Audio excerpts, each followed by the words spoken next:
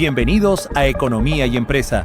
Nos encontraremos cada lunes y miércoles para compartir análisis, información y debate. Podrás vernos en todos los canales digitales de EdiTV, en TikTok, YouTube, Instagram, Facebook y X.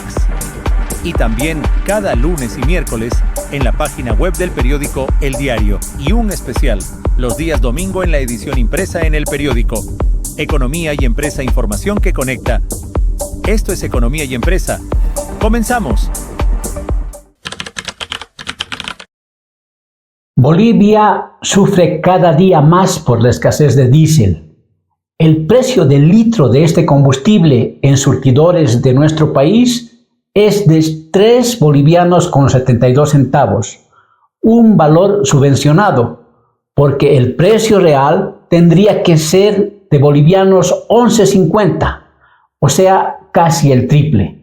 Actualmente el país importa el 86% del diésel que requiere el mercado interno, lo que significa que menos de la cuarta parte se produce en las refinerías bolivianas, que tienen mucha capacidad ociosa por tener poco crudo que refinar. La escasez de combustible es una buena oportunidad para elaborar diésel sintético y por ello un emprendedor boliviano puso mente, manos y capital en el asunto e instaló una planta en la ciudad del Alto. Emocionado, presentó su proyecto a varias autoridades, pero dio muchas explicaciones, presentó muchos documentos sobre la elaboración del diésel en base a llantas usadas, plásticos y aceite residual, y después varios meses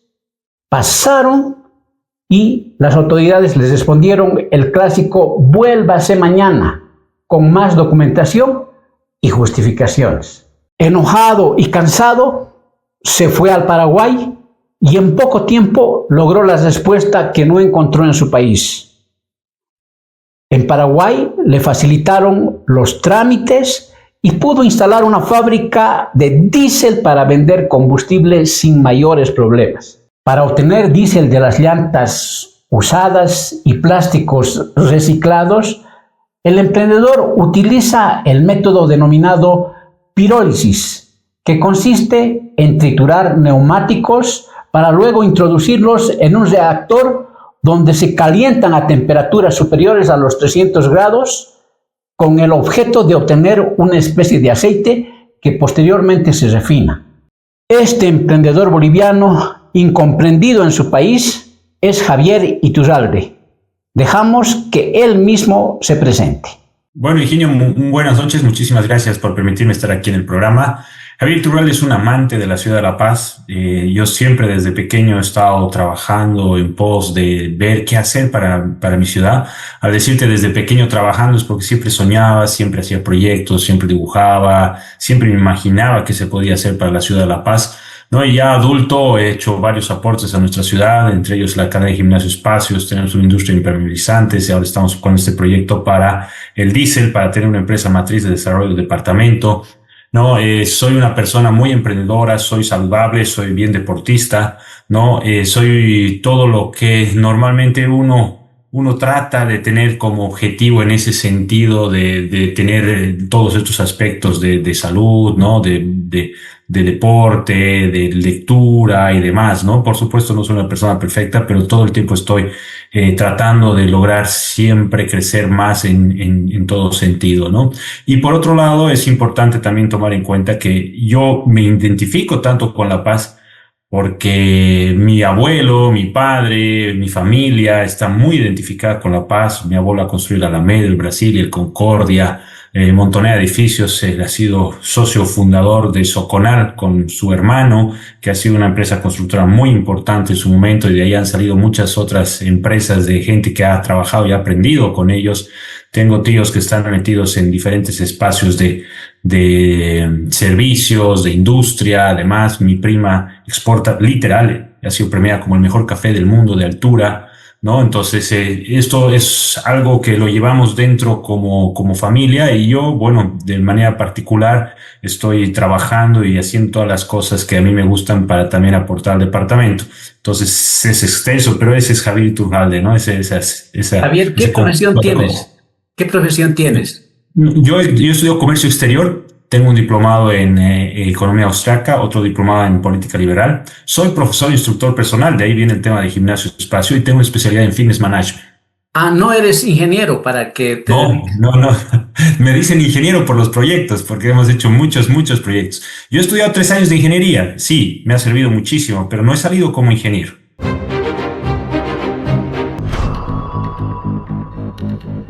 Ahora, yendo al tema principal de esta entrevista, sabemos que has intentado hacer una fábrica que produce diésel en base a llantas en el Alto, pero parece que no ha sido muy exitosa y te has ido al Paraguay. En este momento estás en el Paraguay y ¿cómo te está yendo en tu proyecto?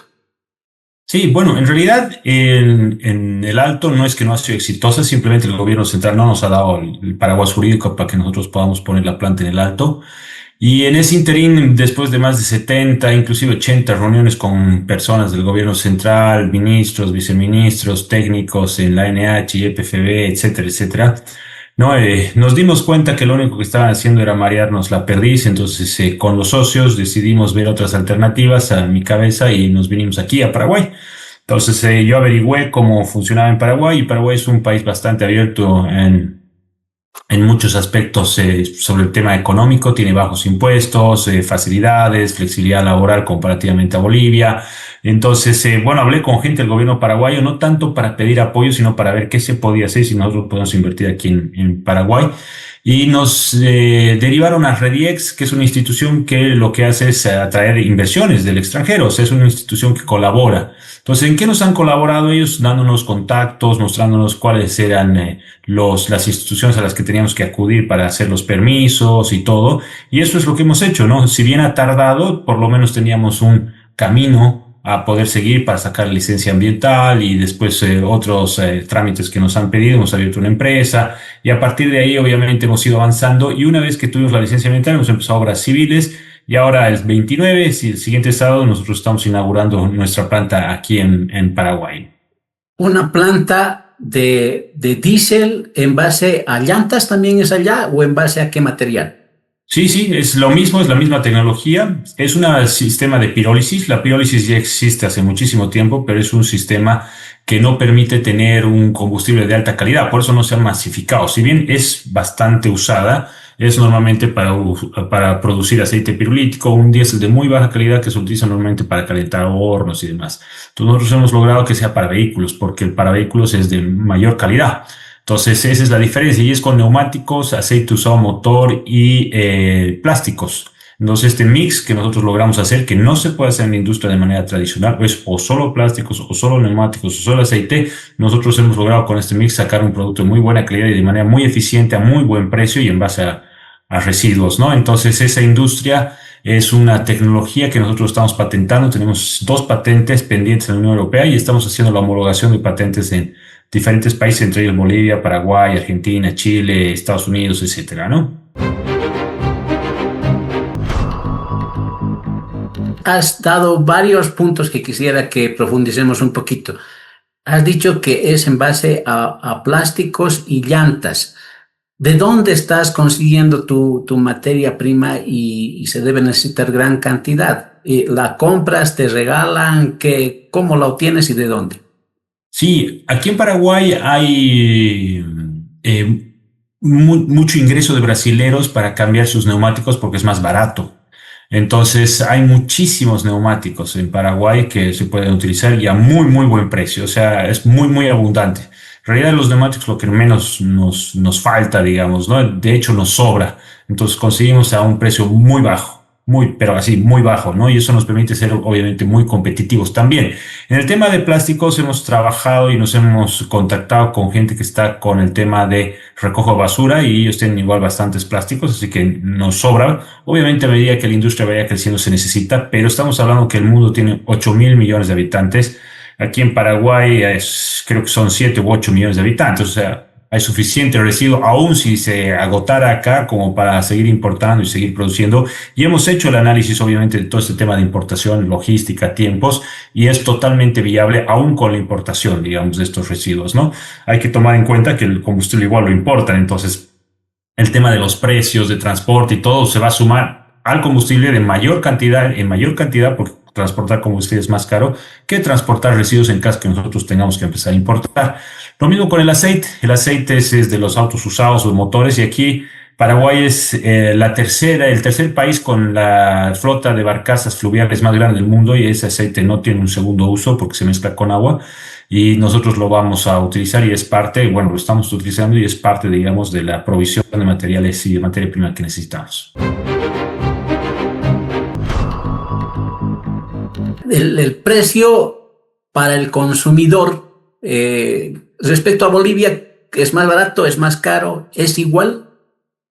En Bolivia es más barato. Nosotros habíamos comprometido al gobierno en vender un combustible sin subvención, pero no han querido. Ahora sí es un poquito más complicado por el tema del dólar. En su momento el dólar estaba estable. Seguramente lo venderíamos en 4.50, 5 bolivianos, ¿no? Dependiendo del tipo de cambio, obviamente, ¿no? Porque nosotros muy probablemente para poder abastecer todo lo que queríamos en Bolivia vamos a necesitar importar, ¿no? Porque nosotros queríamos abastecer, poner 6 plantas inicialmente y después 25 plantas. Las primeras 6 plantas iban a abastecer por lo menos el 15% más o menos de todo el mercado nacional. Y para eso necesitamos importar pues materia prima ya, ¿no? Entonces, en este caso, como también vamos a importar, aparte de consumir lo interno, necesitamos dólares, ¿no? Entonces, por eso digo que ahora que el dólar está inestable y hay un dólar paralelo, pues más o menos en 4.50, 5 bolivianos. En su momento estábamos ofreciendo 3 bolivianos con 72 centavos. Eso ya incluye la ganancia de la empresa porque somos muy eficientes. Y además la tecnología, que es nuestra tecnología, es una tecnología muy criolla, digámoslo así, al final de cuentas la hemos producido nosotros, y eso nos ayuda a tenerla también de manera muy barata, ¿no? No estamos pagando, digamos, tecnologías carísimas que vienen del extranjero. Ahora, respecto a los impuestos, ¿tu producción incluye impuestos y qué impuestos? Si es que incluye. Sí, incluye impuestos, IVA, IT y UE, porque nosotros no estaríamos explotando recursos naturales, entonces obviamente no tendríamos que pagar otro tipo de impuestos, salvo que el gobierno los incluyera, porque nosotros somos como cualquier industria, ¿no? Y eso, las industrias pagan IVA, IT e IUE. ¿Cuánto personal necesitas para una planta y qué capacidad tendría esa planta de producir en litros, digamos, por día? Una planta de 224.000 litros día, que es las que estamos planteando para el gobierno central allá en Bolivia, más o menos necesita unas 25 a 30 personas. No es mucho porque son procesos largos, lo único que se necesita es monitorear. Eso sí, son empleos muy bien pagados, ¿no? Porque están en la industria petrolera prácticamente, ¿no? Y es un mercado bastante grande. Pero lo interesante en el tema de empleos es todo lo que se genera alrededor, porque solamente para una de esas plantas se necesitan 150 camiones mensuales para el tema de materia prima, ¿no? Entonces eso es donde se genera muchísimo empleo, el recojo de la materia prima, todo lo que viene alrededor de esta industria es lo que más empleo genera. Estamos hablando de una planta, ¿no? Nosotros necesitábamos en ese entonces, cuando el 65% del combustible era importado, ahora estamos en 85%, necesitamos 25 plantas. Entonces, si nosotros multiplicamos, obviamente, 25 plantas por 25, se hace algo significativo. Y si vemos todo alrededor de los camiones y demás, estamos hablando más o menos de unos 6.000 a más camiones que se necesitarían. Entonces, la generación de empleo es muy importante de manera directa e indirecta, ya cuando estamos hablando de volúmenes muchísimo más grandes. Javier, tú nos has indicado al principio que no eres ingeniero ni ningún técnico especializado en el tema, pero sí tienes tu personal que son ingenieros o también puede ser cualquier persona que aprende rápidamente un oficio.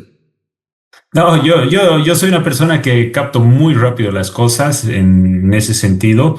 y hemos evidentemente formado un muy buen equipo que ha estado trabajando, porque uno solo de este proyecto no lo podría llevar adelante, Pero ¿no? ¿qué profesionales tienes? O sea, ¿qué tipo Tenemos de... ingeniero civil, tenemos ingeniero de gas y petróleo, tenemos, aunque no crean que es otra persona muy importante en el equipo, que es profesor de inglés, pero es otra persona que le encanta investigar como a mí, ¿no? Entonces es un equipo multidisciplinario. Yo mentiría a la gente si decimos hemos formado un equipo de 15 ingenieros de gas y petróleo. No, aquí todos hemos participado porque la verdad que inclusive en la parte de metal mecánica necesitamos hacer varios temas de trabajo, de medidas de tubos largos.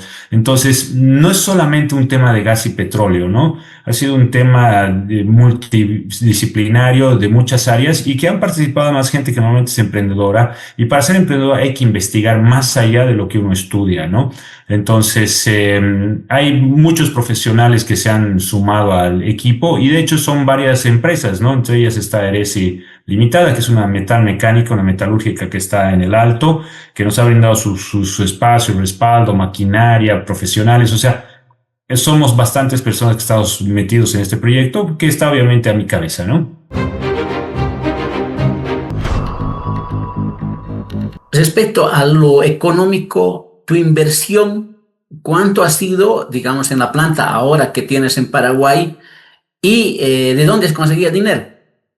Esta primera planta son más o menos $1,500,000, pero hemos hecho otras inversiones antes para el tema de investigación bastante significativas igual, ¿no? Y esto lo hemos captado de inversores, nuestro dinero y de inversores, ¿no? Y básicamente hemos hecho lo que hace la Bolsa de Valores. Hemos presentado un proyecto y hemos empezado a captar y mostrar, obviamente, planes de negocio, lo que podía tener como potencial, y ha habido gente que ha empezado a invertir ya directamente en la parte física, que son las plantas que tenemos ahora. Antes de eso hemos hecho lo mismo, pero en temas de investigación. O sea, es algo bastante sui generis porque en Bolivia poca gente invierte en investigación, poca gente invierte en este tipo de proyectos, pero nosotros lo hemos concebido de tal forma que hemos logrado captar bastantes recursos. Por supuesto, y como cualquier emprendedor, a los primeros que uno busca es a sus amigos, familiares y demás. Entonces tengo familiares que han invertido acá, tengo amigos que han invertido acá.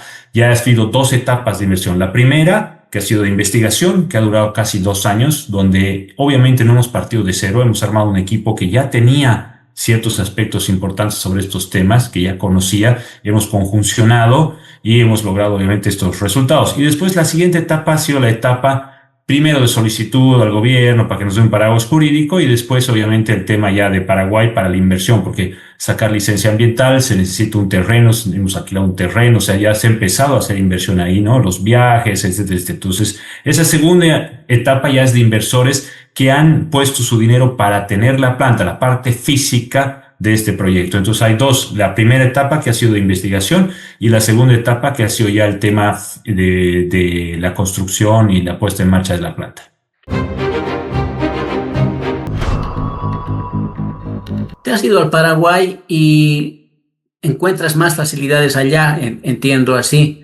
¿Qué facilidades, si es que algún boliviano quisiera irse a invertir a Paraguay, qué facilidades hay en Paraguay que no haya en Bolivia?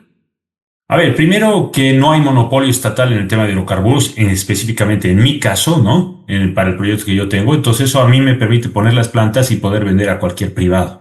O sea, yo no necesito un permiso especial, no necesito dádivas del gobierno, no necesito estarme reuniendo con ministros para ver cómo voy a poder hacerlo, ¿no? O sea, no hay un intermediario, o sea, cualquiera puede aquí comprar y vender combustibles. Entonces eso a nosotros nos ha facilitado porque además que como nosotros no explotamos recursos naturales, es básicamente poner una industria que produce hidrocarburos, podríamos poner una industria que produce plástico, podríamos poner una industria que produce alimentos, pero hemos puesto una que produce hidrocarburos, ¿no? Entonces es como cualquier industria, necesitamos una licencia ambiental, pero la diferencia está en que en la parte de comercialización de lo que nosotros producimos tenemos un paraguas jurídico que ya existe en el país porque cualquiera puede comercializar hidrocarburos. Si bien nosotros no podemos vender a estaciones de servicio, porque ahí sí el gobierno controla, porque son muchos clientes que van ahí, sí nosotros podemos producir para vender a privados. Entonces, si yo encuentro una empresa que tiene, digamos, 15 camiones, yo le puedo vender el combustible de manera directa para sus 15 camiones, ¿no? Entonces, esa es una facilidad en nuestro caso específicamente. Ahora, Después, perdón, una consulta al respecto a la calidad del combustible. dices que es para camiones, pero nosotros sabemos que hay certificaciones para uso en vehículos especialmente. ¿Tienes esas certificaciones o digamos es un riesgo que se está corriendo de que pueda malograrse algún motor? No, no, no. Más que certificaciones, hay calidades, ¿no? Entonces nosotros cumplimos una calidad. La certificación que nosotros tendríamos que cumplir en Paraguay es el INTN, que sería más o menos como ¿qué se llama? Ay, ahorita se me ha ido el nombre, como la ANH en Bolivia, ¿no? Entonces, pero eso es cuando nosotros vendemos el combustible a una estación de servicio, entonces ahí sí el gobierno central te pide una certificación, que este caso la da el mismo gobierno, que es el INTN que se acá en Paraguay. En este caso específico, cuando nosotros vendemos un privado, el privado es el que nos va a pedir simplemente los análisis de calidad de laboratorio que tenemos del combustible y por supuesto ahí se negocia. Si ellos no están de acuerdo con esa calidad, pues no comprarán. Si están de acuerdo con esa calidad, se compra. Pero tenemos una muy buena calidad. O sea, no estamos hablando que es una calidad así que bueno, que ya ni modo porque es más barato. No. Nosotros hemos producido hasta 57 cetanos. Aquí en Paraguay piden hasta 50 cetanos, ¿no? Hemos visto varios temas así puntuales. Por ejemplo, aquí piden para invierno -5 grados en punto de escurrimiento, es decir, que se congela a -5, nosotros hemos logrado -18. Capaz aquí es innecesario porque el clima normalmente siempre es cálido, ahorita está un poco frío, pero normalmente siempre es cálido, pero no baja a -0. Pero eso nosotros tenemos mejor calidad en ese sentido, tenemos mayor poder calorífico, ¿no? Versus el poder calorífico tradicional, entonces tenemos un muy buen combustible, o sea, no estamos hablando de que capaz es más baratito, entonces por eso nos compran, no. Este es un buen combustible, entonces lo único que ellos van a querer es obviamente certificar en laboratorios, hacer controles de calidad periódicos y después simplemente comprarlos, ¿no? ¿Y han probado en vehículos?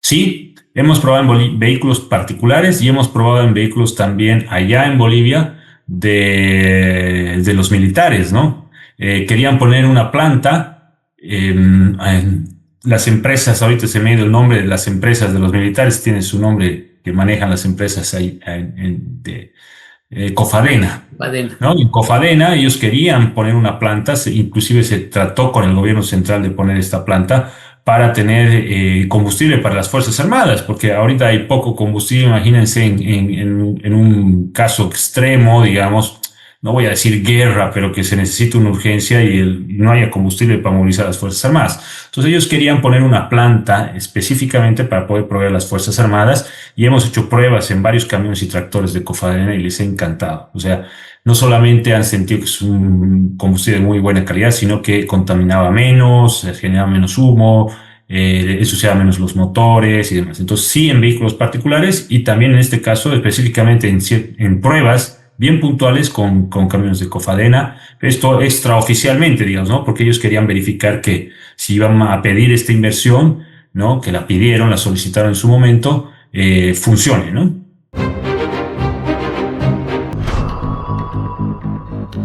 Ahora, si digamos, volvieras a Bolivia, retomaras tu proyecto en Bolivia, seguramente necesitamos normas, o sea, porque no es lo mismo que en Paraguay que va a ser libre, que van a producir, sino que aquí estamos regulados por la ANH, entonces necesitamos normas. ¿Eso es el obstáculo que tienes para que funcione o cuál ha sido la tranca para que no pueda funcionar? O sea, algo te han debido decir en las decenas de reuniones que has tenido. Entonces, ¿cuáles son los obstáculos en Bolivia? Sí, bueno, en todas esas reuniones muchas veces nos decían, sí, queremos ver que es viable, queremos ver la calidad, queremos ver el tema de logística, hemos hecho y hemos entregado a varias instituciones un proyecto que tenemos específicamente para Bolivia, planteando las 6 primeras plantas, estas de 224,000 litros día, que son 600 páginas, o sea que tenemos toda la parte logística y todo. Entonces, lo primero que han hecho ha sido pedirnos, falta esto, y nosotros vamos cumpliendo. Cuando se ha cumplido básicamente toda esa parte de requisitos que estaban pidiendo, de ver si era factible la cantidad de materia prima, bla, bla, bla, bla, no, después lo que se necesitaba era un paraguas jurídico. Entonces pasaban la pelotita, unos decían que tenía que ser ley, otros que decreto supremo, otros que se tenía que cambiar la constitución. Al final, entre idas y venidas, justamente entre tanta reunión, ha habido un par de abogados y de gente coherente que nos ha dicho, al final, ustedes no son recurso natural, entonces no violan la constitución. ustedes no son recurso natural, entonces no violan la ley. Lo único que necesitan es un paraguas jurídico para la comercialización. Entonces, nosotros lo único que necesitábamos, nos hemos dado cuenta, era un decreto supremo que nos permita comercializar, que es similar al decreto supremo que han sacado para la importación y comercialización, que ahorita está vigente. Ahí en ese decreto supremo incluían, ¿no?, importar o producir en base a procesos alternativos como pirólisis, y nosotros ya hubiéramos estado incluido y hubiéramos podido poner las plantas en Bolivia y hubiéramos podido comenzar a operar. Porque después lo único que teníamos que hacer era, como cualquier industria, sacar licencia ambiental, trabajar en ese sentido, instalar la industria, cumplir las normas de seguridad y empezar a producir y después vender. Solo que no teníamos el paraguas jurídico para vender, lo que significa que nos podían confiscar nuestra planta, lo que significa que nos podían denunciar con la ley 1008 y etcétera, etcétera, ¿no? Y obviamente nadie va a invertir así. Ya hemos tenido elecciones el 17 de agosto y ya hay dos posibles presidentes, o sea, está Paz y está Tuto Quiroga. Entonces, ¿has charlado con ellos quizás presentando el proyecto o todavía no? Y si no has charlado, ¿cuál de estos dos candidatos crees que pueden hacer más posible tu proyecto o crees que vas a seguir en la misma onda que en el actual gobierno? No he charlado con ninguno se ha acercado de manera puntual. No voy a negar que he escuchado que el capitán Lara me ha mandado algunos TikToks que antes de que postule como vicepresidente, que hablaba sobre mi proyecto, ¿no? Y que cómo no se lo va a poder hacer viable. Pero más allá de eso, no he tenido ningún tipo de contacto directo y ni con Rodrigo Paz, ni con Tuto Quiroga, ni con sus vicepresidentes, ¿no? Entonces, yo tengo la expectativa de que sí lo van a hacer porque se necesita. O sea, si realmente van a entrar a estabilizar el país, y yo soy uno de esos proyectos que va a ayudar a estabilizar el país, sobre todo en el tema de combustible, porque hay muchas aristas para estabilizar el país, ¿no? Entonces, no sé si lo aceptarán o no, yo creo que sí, estoy expectante y por supuesto cualquiera de los dos que nos abra el camino, nos allane el camino, nos dé este paraguas jurídico, pues bienvenido, pero ninguno en especial en mi caso ahorita. ¿Cuál crees que te puede dar más viabilidad de los dos candidatos? ¿Y tienes la intención de acercarte a ellos o estás esperando que ellos se acerquen a ti? La verdad que ni idea cuál de los dos puede ser mejor. Como digo, no he tenido ningún tipo de acercamiento en ese sentido y no voy a buscarlos. Yo ya estoy cansado de estar buscando la política en Bolivia. Nosotros vamos a seguir trabajando aquí afuera. Si se da la oportunidad de reunirnos, por supuesto lo voy a hacer, con todo gusto, con todo cariño para mi país. Pero ahorita nosotros ya nos hemos abierto las puertas aquí en Paraguay invertir tiempo, invertir recursos otra vez en Bolivia no nos funcionaría bien porque obviamente ya hemos invertido muchísimo acá y tenemos que hacerla funcionar y tenemos que recuperar nuestra inversión, ¿no? Y tenemos que recuperar la inversión de los inversores. Entonces, yo le voy a dar prioridad a lo que ya está funcionando por razones empresariales, pero obviamente si nosotros tenemos la oportunidad y se acercan, por supuesto y con todo cariño y con todo gusto lo vamos a hacer por el desarrollo de nuestro departamento, la ciudad del Alto, la ciudad de La Paz y por supuesto el país. Bueno, muchas gracias, Javier. Es importante tu participación y vamos a tener también las imágenes de tu planta. Muchas gracias.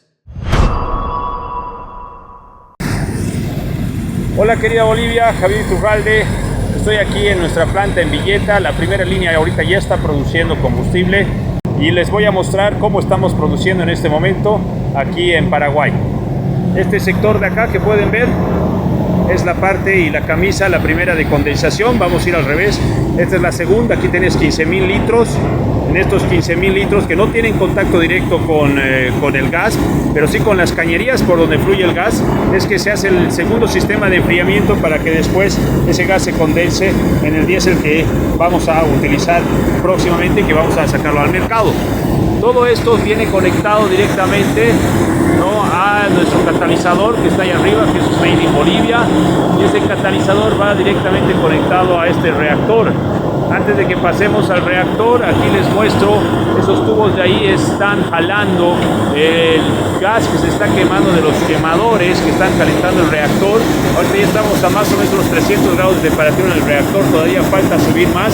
Y estos aparatos que ven ahí, esos cilindros que ven ahí, son sistemas de filtro, son sistemas para limpiar el aire antes de que vaya hacia el medio ambiente. Entonces, y esos filtros tienen una lluvia de agua, obviamente para evitar que las partículas de carbón vayan al medio ambiente, y por eso ahí se ve ese como humo blanco, que es básicamente vapor, porque la temperatura ya está muy alta. Ahora, este reactor que ven acá, que es de la primera línea, que es el que estamos inaugurando, el que estamos lanzando, está funcionando, y les voy a mostrar ya con la propia energía, es decir, con el gas circular que se genera. Ahorita fíjense, estamos llegando casi ya a 300 grados centígrados, que es muy importante, tenemos que llegar a los 400. Y ahorita los quemadores a diésel, que son con los primeros ya no están funcionando. Los que están funcionando son los quemadores a sin gas, que es el gas circular del propio proceso.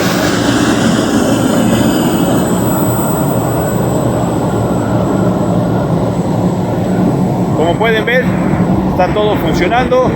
Es cuestión de un par de días ya para hacer el lanzamiento. Y bueno, misión cumplida. Vamos por más. Viva La Paz. Vamos Bolivia.